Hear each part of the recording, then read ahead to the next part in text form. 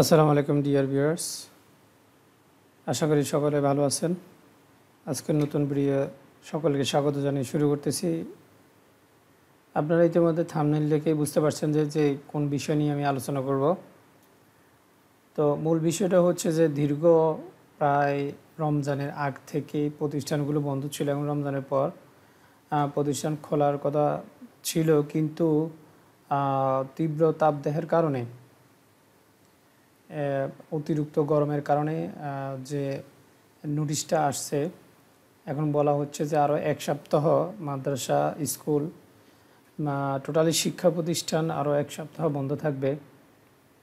তো এই বিষয় নিয়ে মাদ্রাসা শিক্ষা অধিদপ্তর থেকে একটা চিঠি দেওয়া হয়েছিল, নোটিশ বোর্ডে পাবলিশ করা হয়েছে। তা একইভাবে কিন্তু মাধ্যমিক ও উচ্চশিক্ষা অধিদপ্তর, ওখানেও কিন্তু এই সেম যে চিঠিটা, এটা কিন্তু পাবলিশ করা হয়েছে। তো চিঠিটা কী ছিল আমরা একটু বিস্তারিত একটু পড়ে দেখি। তো চিঠিটা ছিল এই যে এখানে, যে এটা বের হয়েছে কোথা থেকে, গণপ্রজাতন্ত্রী বাংলাদেশ সরকার মাদ্রাসা শিক্ষা অধিদপ্তর প্রশাসন শাখা। এটা কিন্তু যে মাদ্রাসা শিক্ষা অধিদপ্তর আছে সরাসরি ওখান থেকে কিন্তু এই 20শে এপ্রিল এখান থেকে কিন্তু এই চিঠিটা দেওয়া হয়েছে। সেটা এখানে লেখা আছে, বিষয় ছিল তীব্র তাপদাহের কারণে শিক্ষার্থীদের স্বাস্থ্য ঝুঁকি এড়াতে সারা দেশের মাদ্রাসাসমূহের ছুটি বর্ধিতকরণ সংক্রান্ত উপযুক্ত বিষয় পরিপ্রেক্ষিতে মাদ্রাসা সংশ্লিষ্ট সকলকে অবগতির জন্য জানানো যাচ্ছে যে স্বাস্থ্য মন্ত্রণালয় ও বাংলাদেশ আবহাওয়া অধিদপ্তরের পরামর্শক্রমে এবং শিক্ষা মন্ত্রণালয়ের ঊর্ধ্বতন কর্তৃপক্ষের নির্দেশে মাদ্রাসা শিক্ষা অধিদপ্তর দিন সকল সরকারি ও বেসরকারি মাদ্রাসাসমূহের ছুটি আগামী 25/4/2024 খ্রিস্টাব্দ পর্যন্ত বর্ধিত করা হলো।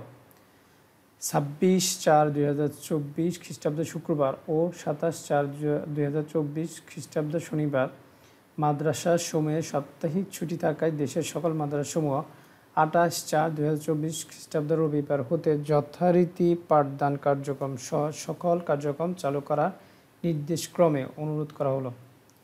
উল্লেখ্য যে আবহাওয়া উন্নতি বা অবনতি ঘটলে এই আদেশ অপরিবর্তিত হতে পারে। তো এখানে যে এই কথার মানে হচ্ছে, যদি আবহাওয়া যদি ভালো হয়ে যায় বা ভালো দিক থেকে, তাহলে হয়তো ছুটিটা কমাতেও পারে, অথবা যদি এর অবস্থা ওয়েদার যেটা আছে যদি এটা আরও বেড়ে যায়, তাহলে হয়তো ছুটির যে তারিখ ঘোষণা করেছে এটা হয়তো বাড়তেও পারে। এরপর বলা হচ্ছে যে তীব্র তাপদাহের প্রভাবে শিক্ষার্থীদের স্বাস্থ্য ঝুঁকি এড়াতে স্বাস্থ্যবিধি মেনে সতর্কতার সাথে চলাফেরার জন্য সকলকে পরামর্শ দেওয়া হলো। তো আসলে বর্তমানে যে অবস্থা বাংলাদেশে চলতেছে, এই কারণেই কিন্তু এই চিঠিটা দেওয়া হয়েছিল। তো আশা করি সবাই সাবধানে থাকবেন। তো আজকে এই পর্যন্ত ছোট্ট আপডেট দেওয়া ছিল। এখান থেকে আজকে বিদায় নিচ্ছি। দেখা হবে আবার কোনো এক নতুন ভিডিওতে। সকলকে ধন্যবাদ জানিয়ে শেষ করতেছি। আল্লাহ হাফেজ। আসসালামু আলাইকুম রহমতুল্লাহ।